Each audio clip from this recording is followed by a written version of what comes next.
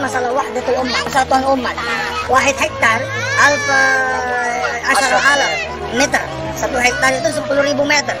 Likulli muslimin wahid meter. Setiap muslim bersedekah 1 meter. Setiap 1 hektar 10.000 muslim yang ada di sawah ini, subhanallah. Bayangkan kalau kemudian kita mencanangkan 1 juta hektar, berarti ada 100 juta kaum muslimin yang berkumpul insyaallah.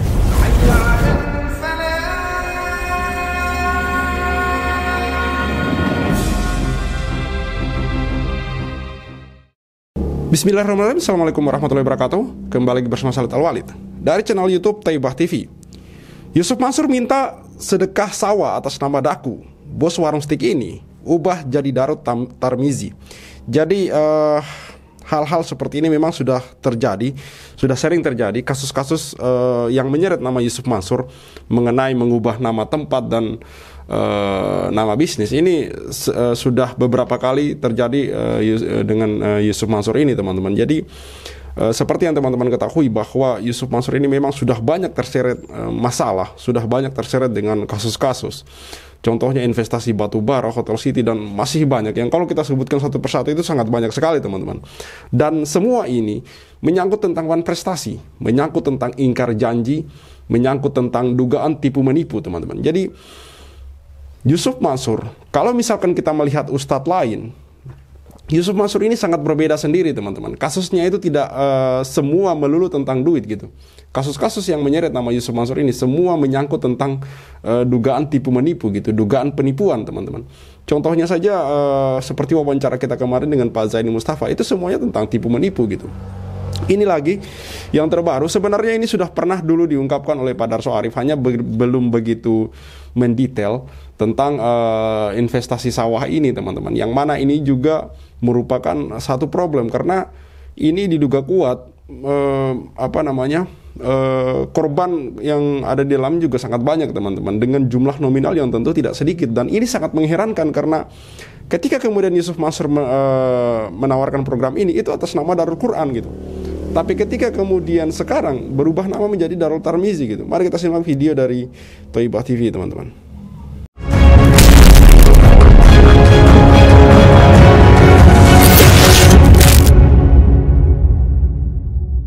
Bismillahirrahmanirrahim.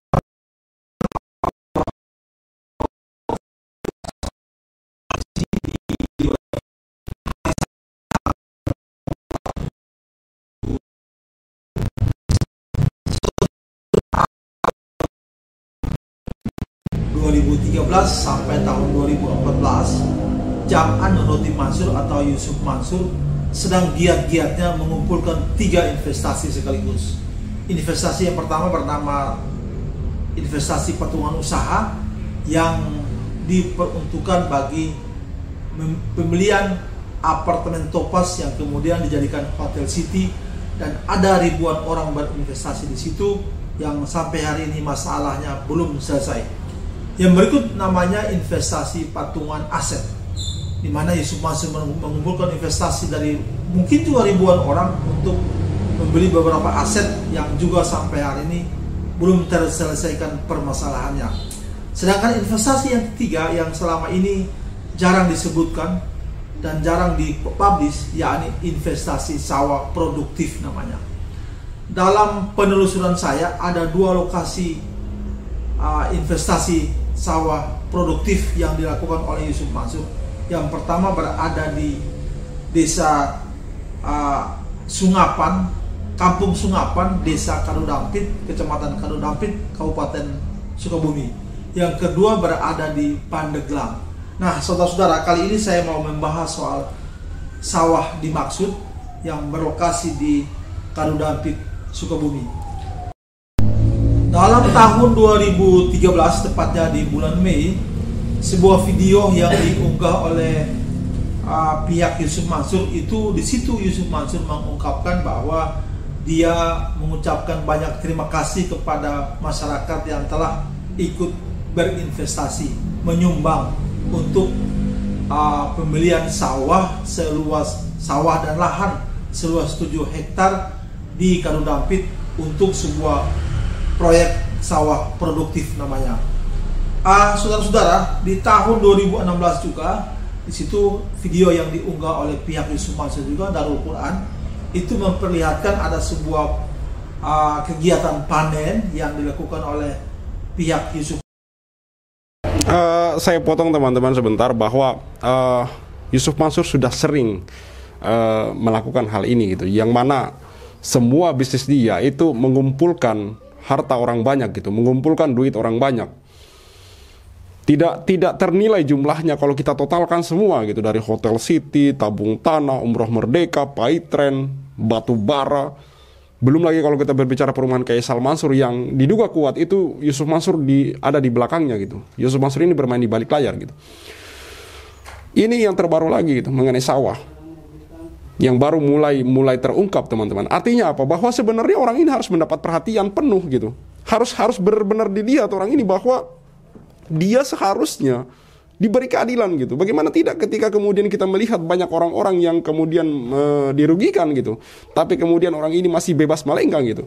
Saya percaya bahwa kenapa hari ini Yusuf Mansur tidak lagi melakukan itu, kenapa hari ini Yusuf Mansur tidak lagi kemudian membuat bisnis baru yang mana itu mengumpulkan harta orang banyak, karena dia merasa sudah diawasi gitu. Dia merasa kemudian ada konten-konten kreator seperti kami ini yang kemudian mulai memperhatikan sepak terjangnya gitu. Makanya kemudian hari-hari ini dia berhenti gitu. Makanya kenapa semua video-video yang kemudian kami sajikan, video-video bukti yang kemudian disajikan, entah itu Thaibah TV, Jia TV, dan kami sendiri, itu kebanyakan jejak digital teman-teman. Video-video di waktu lama gitu, yang mana kemudian itu masih berdampak sampai hari ini gitu. Bayangkan saja, investasi batu bara itu di tahun 2009. Kalau kita tarik ke hari ini, itu 10 tahun lebih loh. Baru kemudian masalah ini bergulir di pengadilan. Itu pun saya merasa bahwa tidak terlepas juga dari peran Pak Zaini Mustafa gitu, di mana beliau adalah selain sebagai seorang korban, juga orang yang memang paham hukum dan cara-cara kemudian mengurus kasus ini gitu. Jadi sekali lagi saya katakan bahwa seharusnya Yusuf Mansur ini mendapat perhatian oleh orang-orang yang kemudian punya wewenang lebih untuk kemudian mengidentifikasi bagaimana sebenarnya harta Yusuf Mansur ini bisa terkumpul sampai kemudian dia bisa berinvestasi di warung steak and shake. Kan tidak masuk akal. Kok bisa setiap bisnis yang dibangun oleh Yusuf Mansur ini mangkrak? Setiap usaha-usaha yang kemudian mengajak orang banyak mengumpulkan harta, semuanya mandek total. Tanpa kejelasan, tanpa alasan yang jelas gitu. Seolah-olah hanya mengumpulkan uang orang, lalu kemudian di sisi lain dia menggunakan untuk keperluan pribadinya gitu, untuk bisnisnya sendiri gitu. Coba kita pikir gitu, kok bisa Yusuf Mansur menginisiasi program investasi batubara gagal, Hotel City gagal, Umroh Merdeka gagal, tabung tanah gagal, Paytren gagal, sementara sampai hari ini dia masih bersama warung steak and shake gitu. Kan pertanyaannya, uang yang dia investasikan di warung steak and shake ini dari mana gitu, sementara semua bisnis yang dia bangun itu gagal sebelum-sebelumnya gitu. Kan aneh teman-teman. Mansur di situ juga menyebutkan bahwa lahan itu berasal dari investasi masyarakat untuk sawah produktif. Saudara-saudara, dalam video tahun 2017 juga di situ disebutkan, dan ada beberapa file yang saya telusuri, itu menyebutkan bahwa Yusuf Mansur menyebutkan bahwa dia telah menemukan satu lahan tanah di Karudampit seluas 7 hektar dengan harga pasaran ketika itu di lokasi tersebut sebesar 300.000 per meter perseginya. Namun oleh Yusuf Mansur dia mengatakan bahwa dia bisa menekan harga itu sampai di angka 70.000 sampai 100.000 meter persegi. Nah, saudara-saudara, lahan yang telah dibelikan oleh Yusuf Mansur ini adalah seluas 7,1 hektar. Ada juga yang menyebutkan 7,5 hektar. Saudara-saudara, ini menjadi pertanyaan besar. Pertama, ketika Yusuf Mansur mengumpulkan investasi sawah ini, dia memakai merek atau memakai titel PPPA Darul Quran atau Pusat Pengembangan Pembibitan Penghafal Quran Darul Quran. Namun belakangan kenapa lokasi tempat sawah produktif itu berubah nama menjadi yayasan atau pesantren Darut Tarmizi? Saudara-saudara, perubahan nama ini patut kita pertanyakan. Ada apa sebenarnya? Selama ini saudara-saudara saya memang belum pernah bertemu dengan korban investasi sawah. Baru satu orang yang pernah mengaku kepada saya bahwa dia adalah korban investasi sawah tersebut, yakni Benny namanya, yang pernah muncul di sini di video saya pada bulan Mei tahun lalu, tahun 2024. Inilah yang kemudian menjadi pertanyaan saya gitu ketika saya menyimak video dari Thaibah TV ini, channel YouTube dari Pak Darso Arif, bahwa ketika pertama kali kemudian Yusuf Mansur menggalang dana atau menginisiasi model bisnis yang entah seperti apa, ini tidak menggunakan nama Darul Tarmizi, melainkan PPPA Darul Quran gitu. Lalu kemudian sekarang berubah menjadi Darul Tarmizi. Perubahan nama ini, saya mencurigai dan saya menduga kuat bahwa perubahan nama ini kemungkinan tanah ini sudah dijual, teman-teman. Kemungkinan tanah ini sudah dijual sehingga kemudian berganti pemilik gitu. Dan ini menurut saya satu hal yang luar biasa gitu. Kalau memang tidak ada yang kemudian mau mengidentifikasi, yang mau menyidik masalah ini gitu, menyelidiki masalah ini gitu, kok bisa gitu? Orang-orang seperti ini bebas berkeliaran dan kemudian mencurangi orang-orang gitu, menipu orang-orang gitu. Kalau memang seperti ini, teman-teman. Kalau memang dugaan kami ini memang terbukti gitu. Yang kedua adalah saya mau mengatakan mungkin perubahan nama ini adalah untuk mengecoh gitu. Mengecoh orang-orang gitu. Karena yang tadi program seperti ini lalu kemudian berubah nama gitu, sehingga kemudian orang-orang yang tadinya kemudian menyetorkan sejumlah uang di situ, menginvestasi di situ, sehingga kemudian kabur gitu, mengaburkan bukti-bukti, sehingga mereka kemudian susah untuk mengajukan gugatan di pengadilan gitu. Ini dua dugaan saya gitu. Yang pertama mungkin bisa karena sudah dijual tanahnya. Yang kedua kemudian seperti Hotel City, teman-teman, yang mana kemudian diprotes oleh salah satu investor bahwa katanya itu hotel umat gitu, katanya itu hotel berdasarkan patungan para orang-orang banyak gitu. Tapi kok bisa ketika hotel itu kemudian beroperasi, ketika kemudian hotel itu berfungsi, namanya Hotel City, yang mana orang-orang tahu bahwa City itu sendiri adalah nama dari istri Yusuf Mansur, Siti Maimunah. Ini yang saya maksud, teman-teman, bahwa pengubahan nama itu bisa jadi dua kemungkinan. Yang pertama sudah dijual, yang kedua kemudian untuk kemudian memberitahukan orang-orang bahwa itu adalah bisnis pribadi dia gitu, usaha pribadi dia gitu, menguntungkan diri sendiri gitu. Tidak lagi kemudian atas nama orang banyak, atas nama umat, teman-teman. Ini yang kemudian menjadi kecurigaan saya. Mari kita lanjutkan. Tetapi Benny mengatakan bahwa dia berinvestasi sawah dengan Yusuf Mansur untuk bidang sawah yang berada di Pandeglang. Jadi ini berbeda lagi. Insya Allah 1-2 waktu ke depan, jika ada kesempatan, saya akan mengungkapkan di sini investasi sawah Yusuf Mansur yang berada di Pandeglang itu. Saudara-saudara, terkait ini, saya hari Jumat baru kemarin tanggal 20 Juni dalam sebuah keperluan di Sukabumi, saya bertandan ke desa Kadudapit dan alhamdulillah sempat bertemu dengan kepala desa Kadudapit, yakni Bapak Iif Firdaus. Kepada saya Pak Iif Firdaus mengatakan bahwa memang awalnya ketika Yusuf Mansur membeli lahan di situ seluas 7,1 hektar itu, dia memakai nama PPPA Darul Quran. Namun belakangan di atas lahan itu justru berdiri Pondok Pesantren Darul Tarmizi. Kenapa ada perubahan nama di situ? Kepala desa sendiri juga tidak tahu, dan dia mengaku bahwa dia tidak punya wewenang untuk masuk lebih jauh ke dalam Pondok Pesantren Darul Tarmizi itu untuk mengkonfirmasi masalah ini. Saudara-saudara, poin saya kali ini saya mau katakan di sini bahwa memang antara tahun 2012, 2013 dan seterusnya itu ada upaya Yusuf Mansur untuk mengumpulkan investasi sawah produktif yang dia lakukannya untuk membeli lahan seluas 7, sekian hektar di Kampung Sungapan, Desa Kadudapit, Kecamatan Kadudapit, Sukabumi. Ketika itu Yusuf Mansur memakai bendera PPPA Darul Quran. Namun belakangan di atas lahan itu bukan Darul Quran yang dibangun, tetapi Darul Tarmizi yang dibangun. Intinya bagi saya adalah Yusuf Mansur ini sudah sering kali gitu, Yusuf Mansur ini sudah sering ketahuan berbohong, teman-teman. Saya katakan secara belak-belakan berbohong karena memang ada beberapa bukti yang juga saya tampilkan di konten saya ini gitu. Yang pertama, dia mengaku sebagai komisaris Grab, yang mana itu langsung dibantah oleh akun resmi Grab gitu, bahwa Yusuf Mansur tidak terafiliasi apapun di Grab gitu. Nah, padahal di jejak digital Yusuf Mansur tersebut secara terang-terangan mengatakan gitu, saya dibayar di sana, saya komisaris Grab di sana, bla bla bla segala macam. Ternyata itu adalah sebuah kebohongan, dan kebohongan itu kebohongan yang nyata, benar-benar berbohong teman-teman. Bukan lagi kita menduga dan segala macam. Saya melihat betul dan jejak digitalnya benar-benar kami tampilkan gitu. Yang kedua, ketika kemudian Yusuf Mansur berada dalam sebuah ceramah majelis, itu mengatakan bahwa dia ketika ke mall itu dia tidak perlu bawa duit, dia tidak perlu bayar gitu. Dia cukup sholawat saja, barang-barang tinggal diambil gitu. Dia sempat berseloroh bahwa istrinya bawa uang, lalu kemudian dia bantah sendiri bahwa tidak, demi Allah benar apa yang diceritakan. Sementara ketika kemudian itu viral di sebuah channel YouTube, diwawancarai, Yusuf Mansur mengatakan bahwa itu video dipotong. Tidak benar seperti itu. Ini kebohongan yang kedua gitu. Seperti yang sering saya katakan bahwa ketika orang sudah sering ketahuan berbohong sekali, 2 kali, 3 kali, 4 kali, bahkan mungkin sering kali, maka apalagi yang bisa kita percaya dari orang tersebut gitu. Jadi secara jelas saya katakan bahwa kemungkinan besar dan diduga kuat Yusuf Mansur ini memang berbohong lagi dalam hal ini gitu. Dan perlu teman-teman ketahui bahwa seharusnya orang ini tidak perlu lagi kemudian untuk kita undang di pengajian-pengajian kita. Masih banyak ulama-ulama lain gitu. Masih banyak ustadz-ustadz lain yang untuk kita dengar gitu. Yang track recordnya masih bagus gitu.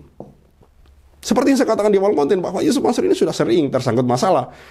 Dan uniknya masalah-masalah yang menyangkut Yusuf Mansur ini hampir semuanya, kalau saya katakan dalam persentase itu 90% menyangkut duit. Sisanya masalah perempuan. Contohnya Ibu Ana, Ibu Lestari. Dan yang lain sebagainya masalah kepercayaan gitu. Intinya apa saya mau katakan bahwa sudah seharusnya Yusuf Mansur ini diboikot semuanya gitu. Namanya diboikot dari stasiun televisi, diboikot dari channel-channel YouTube untuk kemudian didengar ucapannya gitu. Diboikot bisnis-bisnisnya. Apa saja, salah satu contohnya adalah warung Stick and Stick. Maka kemudian sampai hari ini kami terus menyuarakan untuk kemudian memboikot warung Stick and Stick. Karena sampai sekarang kami masih pertanyakan gitu. Dari mana Yusuf Mansur memperoleh duit hingga kemudian bisa berinvestasi di warung Stick and Stick. Saya Al-Walid, see you on the next videos. Dulu di wahdatul ummah ya, menggambarkan sawah ini bukan sekedar masalah sedekah sawah nih, tapi masalah wahdatul ummah, persatuan umat. Wahid hektar alfa asyara alam meter, 1 hektar itu 10.000 meter. Kulli muslimin wahid meter, setiap muslim bersedekah 1 meter. Setiap 1 hektar 10.000 muslim yang ada di sawah ini, subhanallah. Bayangkan kalau kemudian kita mencanangkan 1 juta hektar, berarti ada 100 juta kaum muslimin yang berkumpul insyaallah di sini. Orang-orang miskin banyak bekerja di sini dan kemudian mata ekonomi berhasil di sini. Terus semua semangat. Ya, ketahanan pangan akan menjadi masalah Indonesia di tahun yang akan datang. Hari ini aja penduduk Indonesia tercatat lebih kurang 350 juta orang. Penduduk 350 juta orang. Artinya apa? Kita butuh makanan. Bukan sekedar makanan yang tersedia, tapi makanan yang baik, halalan, thayyiban, mubarakan. Dan sehat insyaallah. Ala kulli hal, terima kasih jazakumullah khairan kepada semua sahabat-sahabat yang sudah ikutan sedekah sawah. Dan mudah-mudahan kita terus bergerak di seantero penjuru tanah air, bergerak untuk menghidupkan tanah-tanah yang kosong, tanah-tanah yang mati, tanah-tanah yang belum diberdayakan. Kita berdayakan menjadi sawah-sawah yang produktif. Mas Benny ini adalah orang yang pernah berinvestasi cukup banyak dengan Yusuf Mansur, sampai ratusan juta ya Mas. Nah, memang banyak hal yang mempengaruhi usaha orang itu jatuh gitu ya. Tapi Mas Benny berkeyakinan bahwa ketika dia banyak berinvestasi dengan Yusuf Mansur, ketika dia terpuruk dan dia meminta kembali hak-haknya, berharap dengan hak-haknya itu dia akan kembalikan bisnis dia, ternyata yang dia dapatkan adalah nol besar ya. Ancaman malah diancam lagi, diancam ya. Bang Benny, Anda ini investasi yang Anda ikuti itu mulai dari apa aja Mas? 2014 saya Februari ya. Tanggal 10 itu ada papan usaha. Nomor kontaknya sampai sekarang masih tersedia tuh Pak. Kontaknya siapa? Yusuf Mansur? Orangnya apa namanya, manajemen lah. Sedangkan jadi kalau ada mau usaha hubungi nomor sekian. Iya. Ada nomornya 0855 sekian ya. Itu M3 kan. M3. Ya. Maksudnya orang-orangnya Yusuf Mansur itu. Langsung suruh transfer ke rekening sekian ya. Iya. Karena percaya sekelas ustadz gitu kan. Iya. Sudah kita bismillah gitu. Ya, berapa banyak? 10 saham Mbak. 10 saham itu berarti pendominalin zaman itu ya 120 juta. 10 saham itu beliau menginginkan ke iklan itu 10 juta. Kalau dulu sudah saham. Jadi patungan usaha 120 juta ya.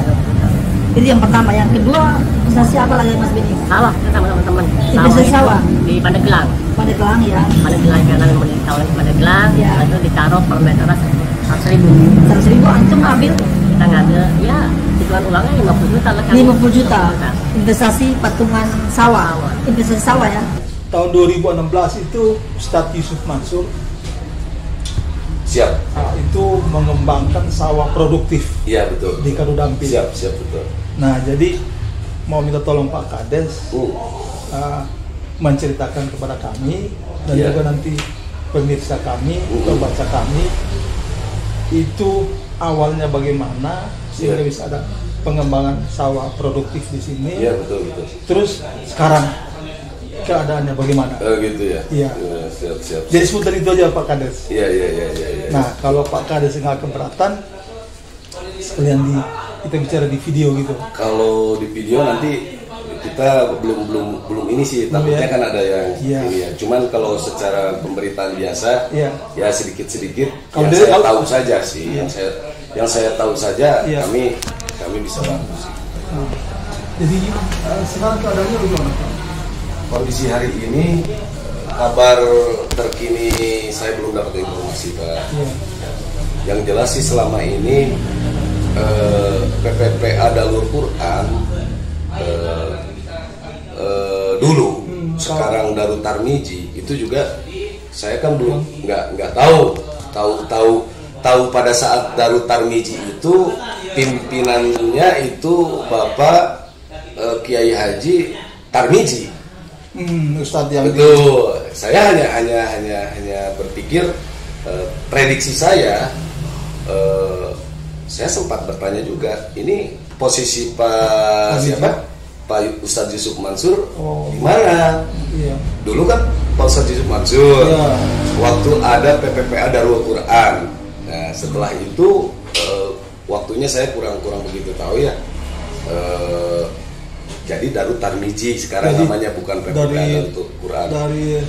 Emang dari awalnya sudah Darut Tarmiji atau memang Nggak ada. awalnya PPPA? Dulu PPPA Darul Quran Pak. Baru Darut Tarmiji di belakangan. Setelah Kalau lokasi sawahnya itu? kalau berdasarkan informasi, memang waktu pengadaan tanah, Iya. kita kan belum menjabat Bu ya. Oh, Kalau saya baru iya, itu. saya baru menjabat itu kan tahun 2014 ya. Iya. Jadi waktu saya menjabat, pengadaan tanah itu sudah ada. Dan menurut informasi luas tanahnya itu 7,1 hektar. Luas. Itu luasnya. Dan di dalamnya itu adalah produktif pertanian, Pak. Iya. Ya. Maka 2010 ketika saya masuk pertama kali ke Warung Steak and Shake, Like video jangan di skip, share sampai kena strap, like biar kasusnya di up, komen sampai dia kena strap. Yusuf Mansur punya cerita, katanya punya daku di mana-mana, nyatanya cuma numpang nama, emang bisa nggak punya muka. Boykot Yusuf Mansur, bikin bisnis batu bara kau bangkrut, bikin aplikasi Paytran kau macet, bikin program umroh merdeka kau mampet, bikin program tabung tanah kau rungkat, bikin program mulia video kau katot, bikin bisnis hotel city ya bacot, bisnis mandek duitnya dicokot. Boykot Yusuf Mansur. Kalau cari tangga dipikir dulu, ngaku komisaris ternyatanya halu. Kalau udah dongeng kayak orang nyabu, ngaku punya pesawat nyatanya malu. Boykot Yusuf Mansur. Maju caleg tapi nggak kepilih. Haha, orang udah pada tahu belangnya, ngakunya gabung di warung steak. Ya udah kita boykot sekalian biar steak. Boykot warung steak. Boykot warung steak. Boykot warung steak. Kok bisa bangun bisnis saat pandemi? Emang duitnya dari mana? Kalau bukan dari bisnis fiksi, ngajak umat kumpul dana cuma buat merana. Boykot warung steak. Johnny kok cuma diam kayak bot? Apa sih ucup bikin lu takut? Takut kebongkar, takut kecokot. Hahaha. Bikin bisnis batu bara kau bangkrut, Bikin aplikasi Paytran kau macet, bikin program umroh merdeka kau mampet, bikin program tabung tanah kau rungkat, bikin program moya video kau gatot, bikin bisnis hotel city ya bacot, semua baik duitnya dicokot. Boykot warung steak. Kalau cerita nggak dipikir dulu, ngaku komisaris Grabnya tanya halu. Kalau udah dongeng kayak orang nyabu, ngaku punya pesawat nyatanya malu. Baju caleg tapi nggak kepilih, haha. Orang udah pada tahu belangnya, ngakunya gabung di warung steak. Ya udah kita boykot sekalian biar steak. Boykot warung steak. Sorry kok cuma diam kayak bot. Apa sih ujuk bikin lu takut? Takut kebongkar, takut kecokot. Bikin bisnis batu bara kok bangkrut, bikin aplikasi Paytm kok macet, bikin program umroh merdeka kok mampet, bikin program tabung tanah kok lungkat, bikin program Moyasi kok gatot, bikin bisnis hotel city ya bacot, semua baik duitnya dicokot. Boykot warung steak. Kalau cerita nggak dipikir dulu, ngaku komisaris Grabnya tanya halu. Kalau udah dongeng kayak orang nyabu, ngaku punya pesawat nyatanya malu. Maju caleg tapi nggak kepilih, haha. Orang udah pada tahu belangnya, ngakunya gabung di warung steak. Ya udah kita boykot sekalian biar steak. Boykot warung steak. Stop mampir di sana, stop masuk ke sana, stop makan di sana, stop bikin si ujuk kaya. Boykot warung steak.